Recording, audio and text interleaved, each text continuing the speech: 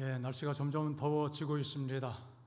또 더위가 올 여름에 아주 굉장히 심각할 것이라고 자꾸 경고를 하고 있는데요. 예, 우리 모두 건강하시고 또 영적으로도 느슨해지지 않고 늘 하나님의 은혜 가운데 충만한 삶을 살게 되시기 바랍니다.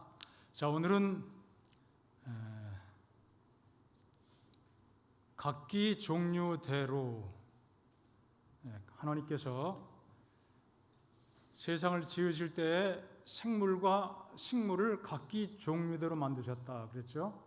창세기 1장에 보면은 종류대로, 각기 종류대로 이 표현을 10번 반복해서 사용을 하고 있습니다.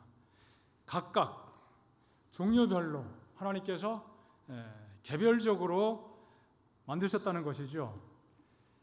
진화론에서는 각각 별개로 만든 것이 아니라 우연히 하나가 생기고 그 하나에서 계속 새로운 것들이 세월이 지나면서 파생됐다. 진화를 그렇게 이야기하죠. 그러나 성경은 하나님께서 창조 때 각기 종류대로 창조하신 것이다. 그 사실을 분명히 말씀을 하고 있습니다. 자, 이거 보면은 진화의 나무 혹은 생명의 나무라고 이름 붙여진 이 그림인데, 이거는 마치 밑에 나무에 원둥치가 있고 그 다음에 나무가 자라면서 계속 가지가 뻗어나가잖아요. 가지가 계속 수없이 많은 가지가 뻗어나가는 것처럼 세상의 모든 생명체가 그렇게 됐다, 그렇게 생겼다, 이루어졌다, 만들어졌다, 생겨났다, 이제 그런 이야기를 하는 겁니다.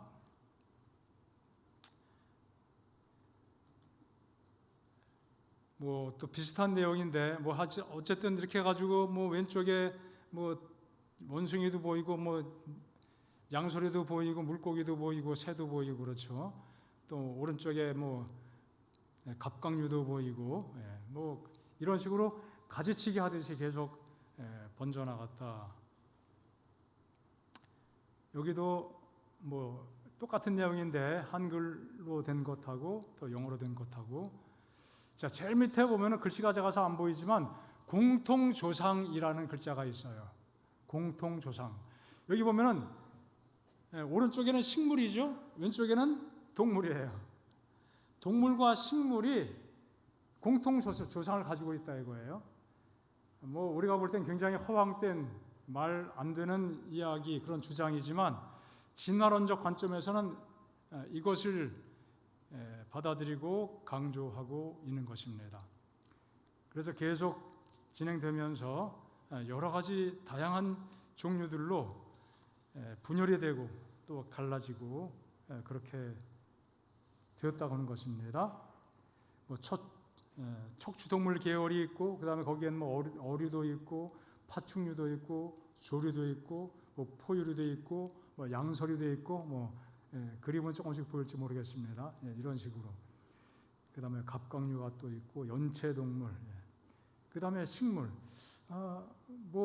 진화론에 대해서 이야기 드릴 때, 식물의 진화는 별로 우리가 많이 들어보지 못했지만, 결국 근원은 같은 어떤 생명체, 처음에는 이거 식물도 아니고 동물도 아니고 그런 작은 것으로부터 이제 계속 복잡하게 분화가 됐다, 그렇게 이야기를 하고 있습니다.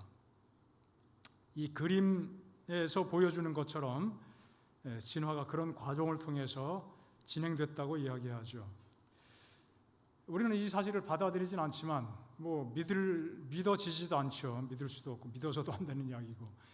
그런데 우리는 이 그림을 통해서 동물의 계통을 이해하는 데는 도움받을 수 있어요. 이런 식으로 분류가 되는구나. 그리고 또한 얼마나 많은 종류의 동물이 존재하는지 또는 식물이 존재하는지, 그것을 우리가 이 그림을 통해서 이해하는 데 도움받을 수 있습니다. 얼마나 많은 종류들이 있는지 우리는 그것을 기억하면서 또 이해하면서 하나님의 창조의 오묘하심과 또 그분의 지혜가 얼마나 크고 놀라운지를 또 헤아려 볼 수 있게 됩니다. 자, 각기 무엇대로요? 종류대로. 자, 처음부터 이끼는 이끼류, 야채는 야채류, 또 나무는 나무, 그렇게 애당초 처음부터 창조된 것이란 얘기죠. 진화론에서는 이끼에서 식물이 시작됐고, 고사리 같은 양치 식물, 또 소나무 같은 겉씨 식물, 그런 모든 과정을 거쳐서 이제 꽃을 피우는 속씨 식물에 이르게 되었다. 그것도 이제 하나의 식물의 진화의 큰 틀입니다. 그러나 각기 종류대로 만드셨다는 그 말씀은 그것이 아님을 분명하게 우리에게 선포해주고 있는 것입니다. 짐승도 마찬가지예요.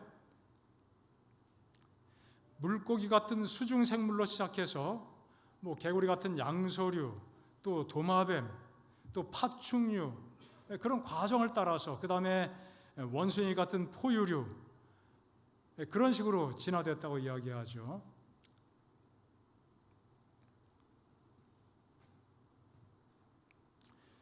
그러나 분명한 사실은 같은 종류 안에서는 교배가 이루어질 수 있죠. 같은 종류 안에서는. 그러나 다른 종류로는 넘어갈 수 없습니다.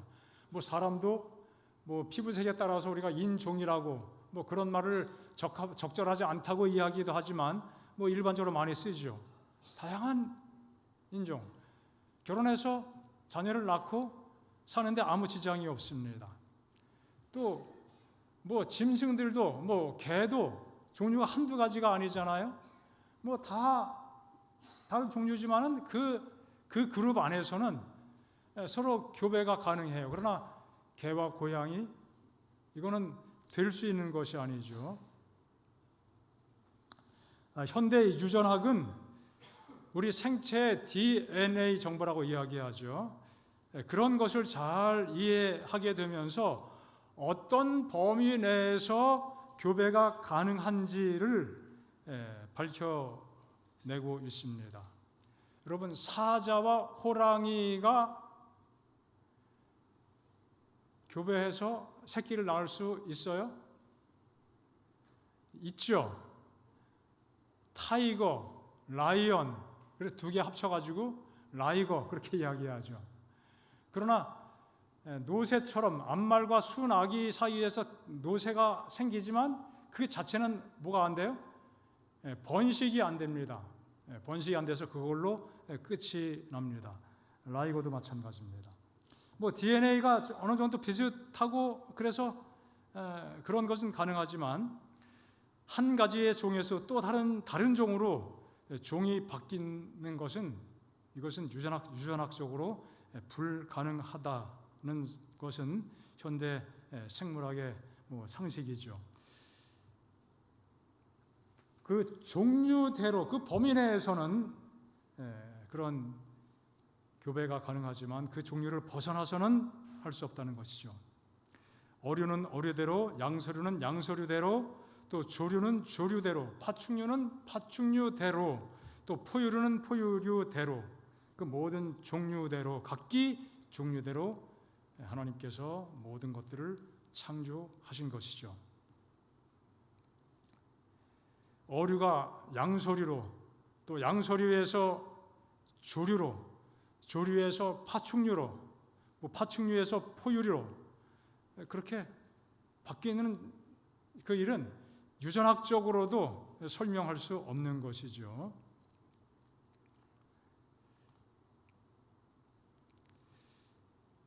하나님은 진화론자들이 말하는 것처럼 하나의 가장 기본적인 원생 어떤 동물, 세포, 그것으로부터 식물과 동물계가 나누어지고 그렇게 된 것이 아니라 하나님은 처음부터 동물계도 만드시고 식물계도 함께 만들어 주신 것이죠. 재미있지 않습니까? 동물은 식물과 전혀 다른 특성이 있습니다. 식물은 땅에 뿌리 내리고 있으면 스스로 어떻게 해요? 양분을 만들어서 살아갈 수 있습니다. 동물은 어떻습니까? 가만히 서 있으면 땅에서 기운이 올라오고 뭐 햇빛이 쬐가지고 뭐 이렇게 뭐 반응이 생겨가지고 속에서 양분이 만들어지고 그러나요? 식물을 먹어야만, 섭취해야만 생명을 유지할 수 있고 살아갈 수 있는 것이죠. 식물이 만들어 놓은 양분을 직간접적으로 먹고 또 생존하게 됩니다. 분명히 갈라져 있는 것이죠. 동물도 척추동물이 있고 또 무척추 동물이 있습니다. 등뼈가 있고 없고 굉장히 아주 확연히 다른 구별점입니다. 자, 동물을 여러 가지로 구별을 합니다. 원생동물, 해면동물, 강장동물, 편형동물, 선형동물, 환형동물, 연체동물, 절지동물, 극피동물, 굉장히 많죠. 뭐 복잡하지만 뭐 생물학적으로 이야기하는 여러 가지 분류입니다. 간단하게 좀 공부를 조금 해 보겠습니다. 자, 이게 이제 아메바나 집신벌레 같은 원생 동물이라고 합니다. 단세포예요. 세포가 한 개입니다.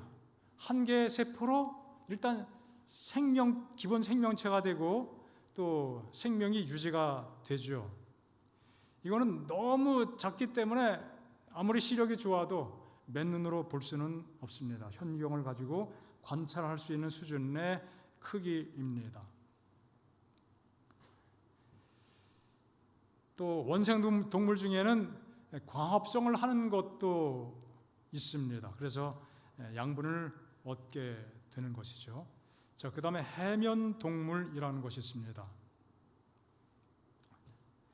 동물에 부착해서 스스로 운동하진 않지만 동물에 달라붙어 있어서 생존을 하고 이 자체에 뭐 소화기관도 있고 또 감각 기관이 있기 때문에 얼핏 볼 때는 식물로 분류하기 쉬운데 실제는 이것은 식물이 아니라 동물로 분류가 되는 것입니다. 또 강장동물이라고 하는 것이 있습니다. 이게 무슨 그림이에요? 해파리죠. 이런 것들, 해파리, 말미잘, 뭐 혹시 들으신 기억이 있는지 모르겠습니다만 히드라 그런 것들이 이제 강장동물입니다. 입은 있습니다. 그러나 항문이 따로 없고 쐐기 모양의 세포를 가지고 있는 존재들입니다. 또 편형동물이라고 있습니다. 몸이 납작하고 암수 한 몸을 가지는 특징을 가지고 있습니다. 플라나리아, 뭐 지렁이 비슷하게 생긴 이게 이제 플라나리아 그림인데요. 뭐 그런 것들. 그다음에 그 기생충 같은 것들요. 이제 그런 것들이 이제 편형 동물에 속합니다. 또 선형 동물 뭐 비슷하지만 길게 지금 그림이 조금 이렇게 퍼져가지고 길게 길다란 손처럼 되어 있습니다. 이것도 이제 기생충 중에 이런 것들이 많이 있어요. 또 환형 동물이라고 있죠. 이게 딱 봐도 뭔지 알겠죠? 지렁이입니다. 지렁이, 거머리 그런 것들을 환형 동물로 분류합니다. 연체 동물, 뼈가 없이 말랑말랑한 그런 것들을 연체 동물이라고 이야기하죠. 조개, 뭐 달팽이처럼 뭐 딱딱한 껍데기로 둘러싸여서 몸을 보호하는 것들도 꽤 있고요. 그렇지 않은 오징어, 뭐 대합, 뭐 이제 그런 것들. 자, 이런 것들이 이제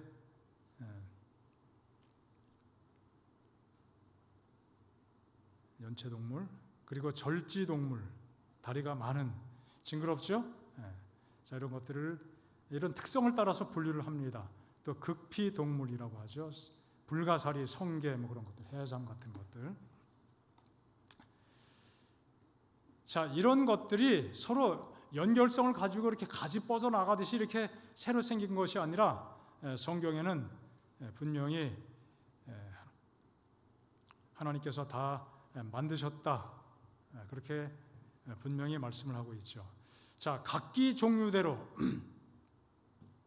얼마나 많은 종류들이 또 생물 또 동물 얼마나 많은 종류들이 있냐. 새의 종류가 약 10,000여 종 된다고 알려져 있습니다. 뭐 계속해서 또 이전에 관찰되지 않았던 새로운 것들이 발견되는 경우들이 있어서 조금씩 종류가 늘어나기도 하지만 대략 10,000종류, 한국에 있는 것은 약 450여 종이 있다고 알려져 있습니다. 90년대까지 400종 됐었는데 계속 새로운 것들이 나타나 보여지면서 50종류 정도가 늘어나게 되었다는 것이죠.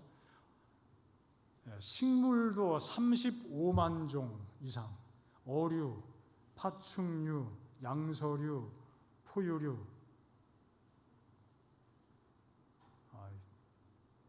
두 줄이 하나가 됐네요. 그 다음에 곤충 80만 종, 갑각류, 개 이런 것들이 4,500, 새우, 갑각류 다 이게 새우 다 갑각류죠. 개는 갑각류 중에 개가 4,500종, 새우가 3,000종, 거미만 해도 2만 종. 뭐 놀랍지 않습니까? 자, 이런 것들이 각기 종류대로 어떻게 하셨다는 거예요? 하나님께서 만드신 것입니다. 이 많은 것들이 셋째 날 식물, 뭐 넷째 날 해달별, 다섯째 날 뭐 각기 하늘에 뭐 새, 바다의 고기, 이 얼마나 그냥 굉장한 변화입니까? 이 엄청난 것들이 만약 우리가 그 현장에 딱 있다면은 아마 입이 안 벌어질 거예요. 안 다물어질 겁니다. 놀래가지고 이게 뭐지? 이게 뭐지? 얼마나 굉장한 것들입니까? 자, 이런 것들을 하나님께서 다 어떻게 만드셨다고요? 종류대로. 이 종류대로 만드신 것을 사람들이 이상한 생각을 가지고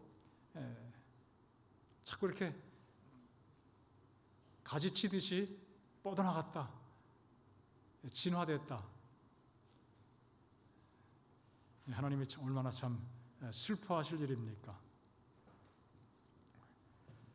자, 여기 창세기 1장 12절에 대한 우리 재림교회 주석에 이렇게 진술을 하고 있습니다. 일정한 한계 내의 변화는 가능하나 그 한계는 전혀 새로운 종류의 식물과 동물을 창조하는 일에는 미치지 못한다. 그러니까 쉽게 말하면 진화가 안 된다 이거죠. 종의 변동이 있을 수 없다. 같은 종 안에서는 뭐 다양한 그 변화가 생성될 수 있지만 종을 뛰어넘는 그런 일은 불가능하다는 것이죠. 자, 이 모든 종류대로 세상을 채워 나가신 하나님, 얼마나 참 위대하신 분입니까? 하나님께서 이 모든 것들을 만드시면서 보시기에 어떻게 했다고요? 좋았다. 정말 좋았다. 하나님이 보시기에도 어떤 분이 그러죠. 나는 내가 생각해도 참 이뻐, 잘생겼어. 작품 만들고도 참 잘했어. 하나님께서 만드시면서 이 종류대로 말씀으로 뭐 어떻게 보면은 정말로 금나라 뚝딱 하는 식으로 우리의 생각의 범위는 이제 그 정도죠. 하나님의 그 능력이 어떻게 그렇게 나타났을까? 한순간에 그냥 촥 나타났을까? 뭐 잘 모르지만 어쨌든 말씀으로 하나님의 아마 그 마음 속에 그 지혜 속에서 여러 종류들이 다 이제 구상이 된 거죠. 다 구상이 됐다가 있어라. 그러니까 동시에 파파파박. 하나님이 얼마나 또 기뻐하셨어요. 그렇게 하시는 것을 하나님이 기뻐하시고 그렇게 해 놓으시고 정말 만족해 하시는 것이죠.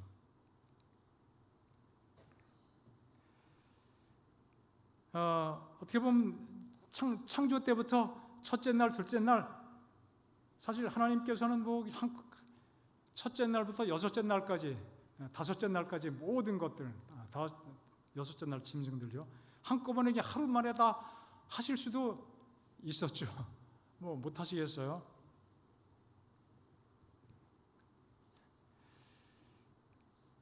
그러나 진화는 하나님의 그 능력을 굉장히 제한하는 것이죠. 그렇게 순차적인 과정, 절차를 밟아서 창조하셨지만 만들어 보니까 요거 아닌데 조금 더 보충해야지. 또 셋째 날, 넷째 날 하나 또 만들어 보니까 이게 또 조금 더 필요한 것 같아. 그래서 뭔가 불완전하기 때문에 계속 추가해서 만드신 것이 아니라는 거예요. 이미 다 하나님의 그 마음, 그 지혜 속에 모든 것이 다 포함되어 있고, 생태계의 질서를 창조하시면서 그 질서를 통해서 온 천하의 만물을 만들어 주신 것입니다. 완벽한 질서와 조화를 만드신 하나님의 계획이 있었던 것이고, 그래서 각기 종류대로 때에 따라서 질서 속에서 그 모든 것들을 만들어 주신 것입니다. 가끔 이렇게 질문하는 사람들이 있습니다. 저기 하늘에 가면요, 화장실 가요 안 가요? 볼일 봐요 안 봐요? 볼일 보면은 왠지 하늘이 아닐 것 같죠? 모르죠, 모르지만 우리가 음식을 먹고 소화시키는 것도 일종의 연소라고 설명하죠. 연소. 연소에는 불완전 연소가 있는가 하면은 완전 연소가 있어요. 그죠? 자동차도 불완전 연소 대부분, 석유, 그렇죠? 가솔린, 디젤은 다 불완전 연소를 하게 됩니다. 다 완전 연소는 못하죠. 그래서 오염물질이 많이 나옵니다. 연소가 완전에 가까울수록 그런 물질이 적게 나옵니다. 그래서 하늘에 가면은 우리가 안 먹고 살지는 않을 거고요. 성경에 보면 먹는 거 얘기했으니까 먹을 텐데,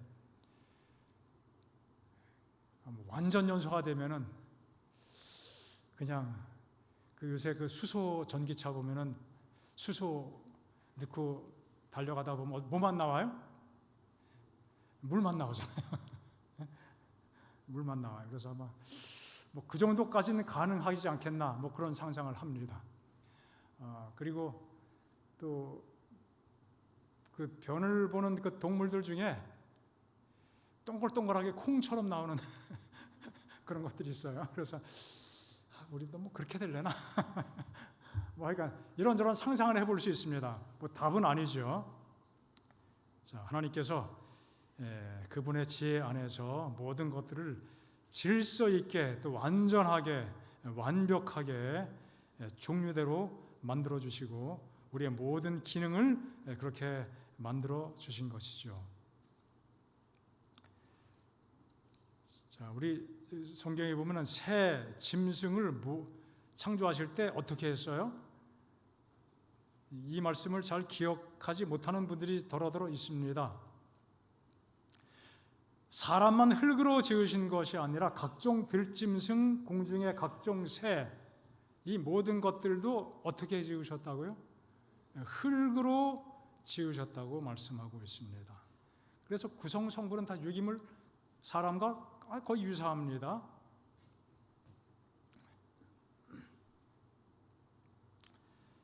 이것도 참 신기한 일이죠.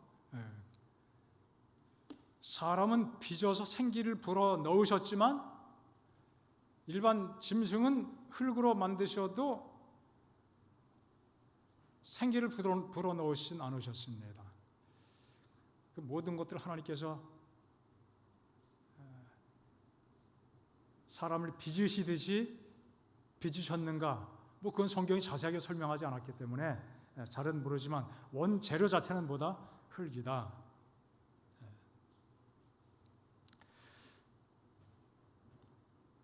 모든 이 땅에서의 작품은 그 작가의 특성과 그의 솜씨를 반영하지요. 하나님이 만드신 우주의 웅장한 것들, 그리고 정교한 모습들, 새와 또 식물, 또 모든 동물, 각기 종류대로 그 수십만, 수백만 종의 그 종류들, 큰 것부터 아주 작은 곳에 이르기까지 그 모든 것들은 하나님의 크신 능력, 또 그분의 지혜, 그분의 생각의 깊이, 또 오묘하신 하나님의 그 그분의 특성을 우리에게 증거하는 다 증거물이 되는 것이죠. 그리고 질서, 또 우리를 위해서 창조하신 하나님의 그 놀라우신 사랑, 그분의 성품, 그 모든 것들을 우리는 이 우주를 통해서, 만물을 통해서 헤아려 볼 수 있게 됩니다. 자, 온갖 물고기들이 헤엄치고 놀고 있습니다. 수많은 새들이 하늘을 날고 있습니다. 요즘에 뻐꾸기 소리가 잘 들립니다. 들을 때마다 참 기분이 좋아져요. 어릴 때부터 들었던 그 뻐꾸기. 제가 태강 36 그때 국민학교죠. 거기서 이렇게 그 과수원 그 상등성이 이쪽하고 그쪽 한삼 쪽에 있는 중고등학교 있는데 늘 그 능선에는 한 나무에 꼭 그 여름만 되면 그 나무에 그 뻐꾸기가 앉아가지고 계속 뻐꾹거려요. 참 신기하더라고요. 꼭 그 나무에 꼭 해마다 여름이 되면은 그 뻐꾹이 앉아서 뻐꾹거리는 그 장면, 그 소리를 기억합니다. 그리고 교실 바로 옆에 산 옆인데 거기 한 나무가 있는데 거기에 꾀꼬리가 있어서 아주 밝게 예쁜 소리로 그렇게 노래하는 그러한 모습이 자주 연상이 됩니다. 그래서 어릴 적 추억도 있지만 뻐꾸기, 꾀꼬리 그런 새소리 들으면 정말 마음이 한결 가벼워지죠. 하나님께서 우리에게 기쁨을 주시기 위해서 우리의 기쁨조로 그런 것들을 만들어 주신 것이죠. 바닷속에 들어가면은 얼마나 많은 물고기들이 우리 눈을 정말 어떻게 설명할까요? 정말 얼마나 신기한 것들이 많은지 놀랍지 않습니까? 그리고 그 안에 아름다운 그 경치들이 얼마나 많은지 알 수 없습니다. 그 모든 것들이 다 누구를 위해서요? 우리를 위해서.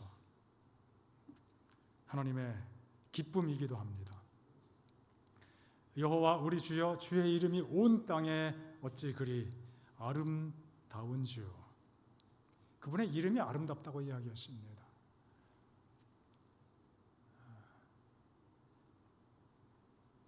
하나님이 창조하신 그 만물을, 그 아름다운 것들을 마음속에 또 묵상해 볼 때 누가 생각이 나요?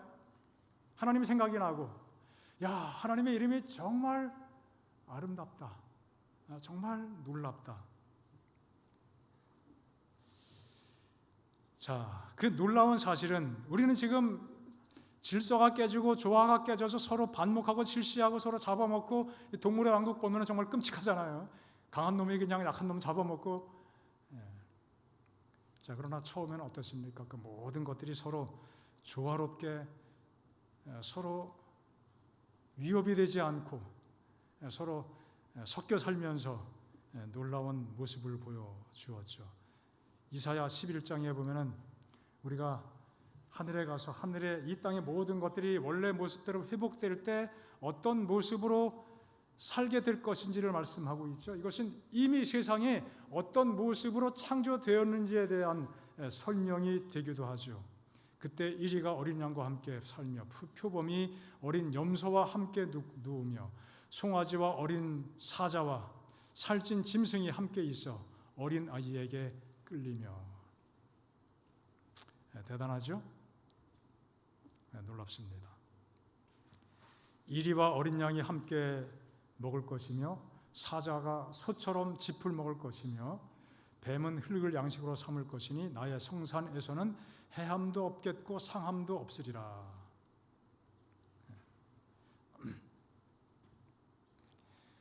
피 흘림과 끔찍스러운 모습이 더 이상 없게 될 것이죠. 동물 세계의 가장 근본적인 본능들이 완전히 어떻게 된다고요? 변화.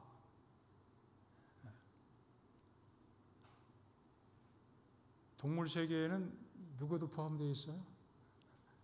사람도 포함되어 있죠. 우리가 이 땅에 살면서 예수님 안에서 성화되고 또 계속 성장해가는 경험을 하지만 예수님 오실 때 호련히 또 변화함을 입게 될 것입니다. 근본적인 본능들이 완전히 변화될 것이다. 잡아먹는 그 본성도 사라지게 될 것이고, 죽이는 그 본성도 사라지게 될 것이고, 그래서 이 천연계 속에서 완전한 조화가 회복될 것입니다. 하나님 나라의 법은 생명과 사랑의 법이 될 것이다. 생명의 법, 또 사랑의 법. 죽음, 아픔, 고통은 어떤 모양으로도 존재하지 않게 될 것이다. 자, 우리가 기대하는 모습, 또 우리가 장차 경험하게 될 모습은 바로 이러한 모습이죠.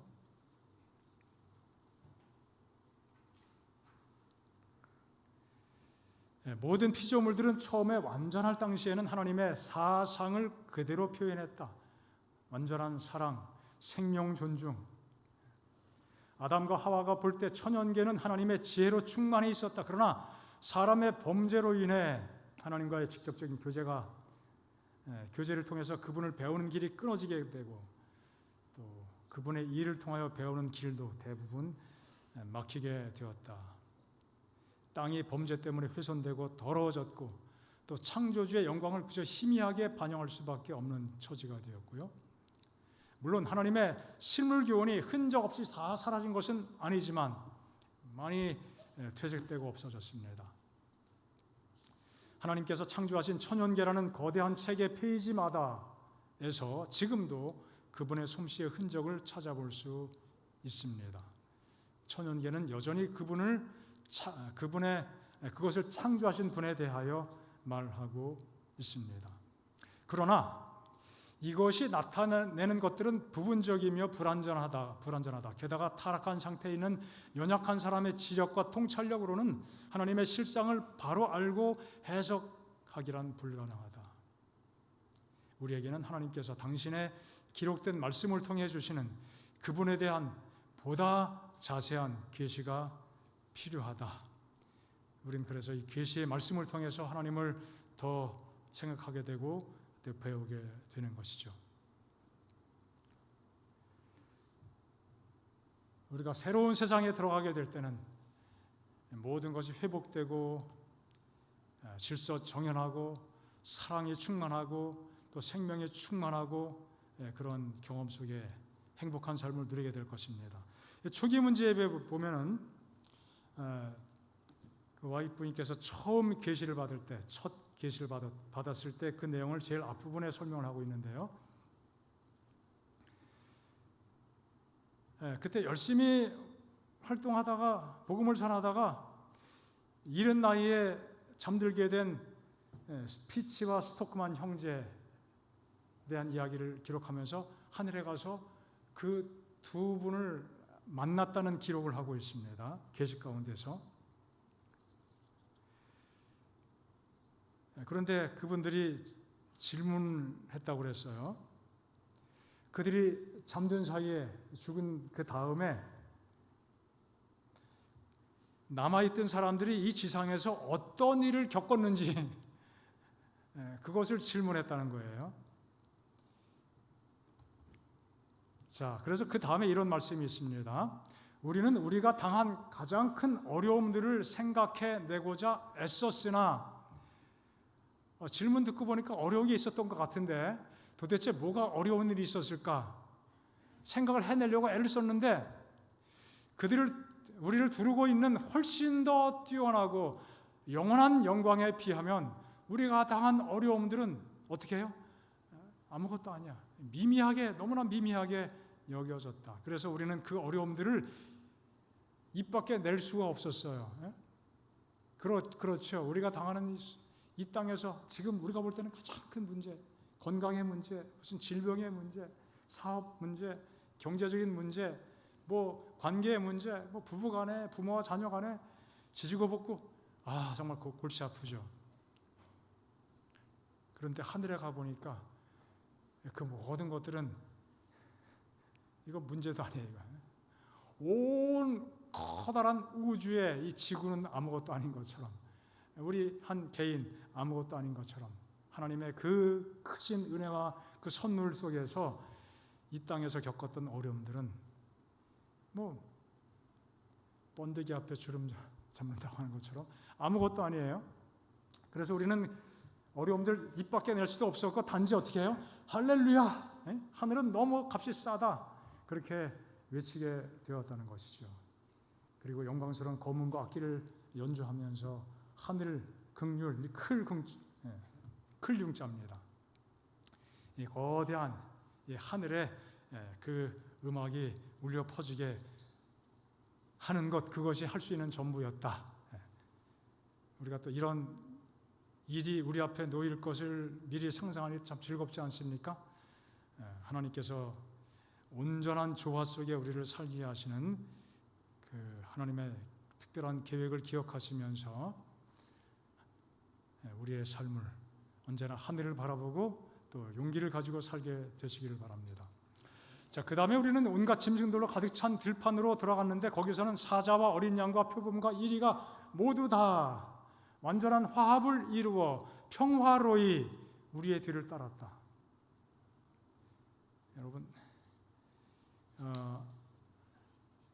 우리가 반려동물 그런 용어의 변동 때문에 옛날에 들어보지 못한 그 용어를 들어보지 못한 분들은 참 무슨 뭐야 이거 반려자는 부부간에는 반려자였는데 걔랑 같이 그런 느낌으로 좀 혼돈할 수도 있겠죠. 그러나 분명한 사실은 우리가 하늘에 가면은 저도 개 고양이 이쁘긴 하지만 만지는 게 좀 부담스럽기 때문에 그거 만지면은 괜히 또 이렇게 손을 한번 씻어야 되기 귀찮아서요. 그래서 제가 집에서 이렇게 밖에 개를 기를 때 쓰다듬기보다는 발로 이렇게 툭툭 그런 기억들이 있습니다. 자, 그러나 분명한 사실은 이것도 죄악 세상이기 때문에 그렇게 하는 거예요. 하늘에 가면은 완전한 조화가 이루어지기 때문에 어떤 사람 보니까 우리 저기 강장로님 집사님하고 그렇게 뽀뽀를 잘 하시는지 모르겠지만 개를 붙들고 열심히 하시더라고요 보니까. 그 정도까지 다 갈 수 있을지 모르겠지만 어쨌든 이만큼의 간격도 없이 조화를 이루고 살게 될 것이 틀림없습니다. 그렇죠? 그런 세상이 우리에게 주어질 것입니다. 원래 그런 세상이었었고 하나님께서 주신 이 아름다운 세상 죄로 다 파괴되었지만 그 각기 종류대로 얼마나 그 많은 그 종류가 있는데 그 모든 것들이 다 질서가 깨지고 그렇게 됐죠. 질병도 많아지고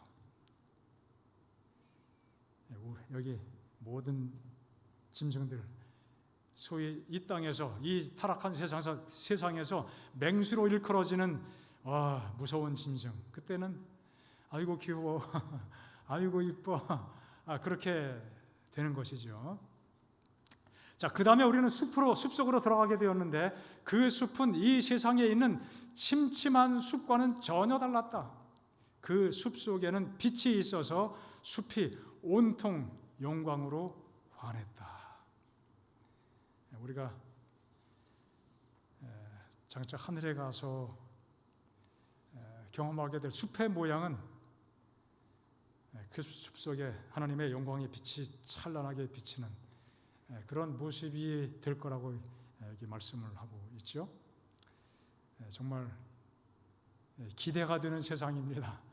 꼭 가야 되겠고 정말 가고 싶은 그런 곳이죠.